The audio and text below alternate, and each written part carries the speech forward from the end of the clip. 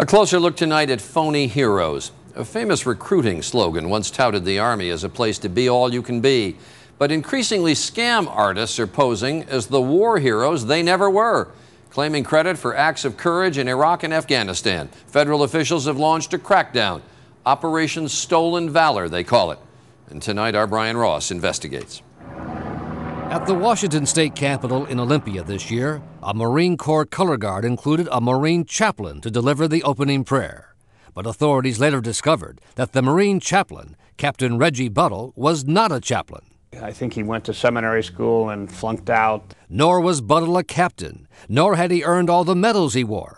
In fact, Buttle had never been in the Marines, even though he had officiated at numerous Marine weddings, baptisms, and funerals. It was devastating to the people who had relied on him.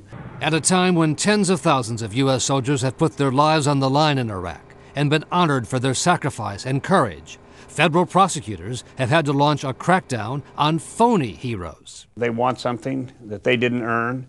They didn't have the guts to go and do it themselves. Authorities say many of the phony heroes make up their stories so they can get free treatment at veterans' hospitals. They're taking money away that should be used for the deserving veterans. Most of the phonies are spotted by people who really earn their medals. In St. Louis, this supposed Marine with a chest full of honors was turned in because he seemed too fat to be a real Marine. It turns out he never served a day in the Marines. Once I was in Baghdad. But authorities say the most disturbing case involves this man, 23-year-old Jesse Macbeth. In a YouTube video seen around the world, Macbeth became a rallying point for anti-war groups as he talked of the Purple Heart he received in Iraq and described how he and other U.S. Army Rangers killed innocent civilians at a Baghdad mosque. Women and men, while in the prayer, we started slaughtering them.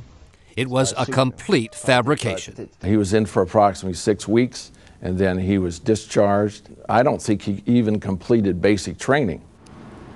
Last week in federal court in Seattle, Macbeth offered an apology for defaming the real American heroes as he admitted to lying about his service record and his supposed atrocities, Charlie. Operation Stolen Valor. Brian Ross investigating. Thanks.